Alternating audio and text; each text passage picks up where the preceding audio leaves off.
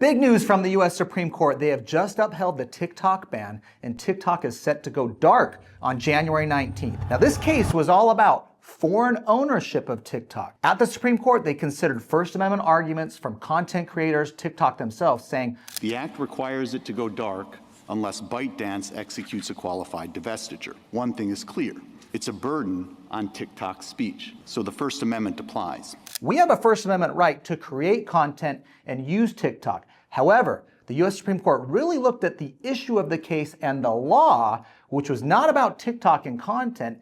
It was about the foreign ownership by a Chinese company, ByteDance, and US national security concerns of what information is being shared of US citizens to the Chinese government. Now, the most important question right now is what happens next? There are two options of what can happen next. First, President Trump, who's going to be inaugurated in a couple days, has the ability to offer a 90-day extension to allow TikTok to stay in existence. However, that's conditioned on a real buyer coming to the table to divest TikTok of its Chinese ownership. The second option is there is a bill pending in Congress right now that would extend this law and not put it into effect for another 270 days. It's gathering a lot of Democrat and Republican support, and it is likely President Trump would also sign this law because he even filed a brief to the US Supreme Court arguing that this law should be delayed. Please make sure you're following and subscribe to my channels. I'll be providing updates on this case and other tax and legal issues that may affect you. I'm Matt Sorensen. We'll see you next time.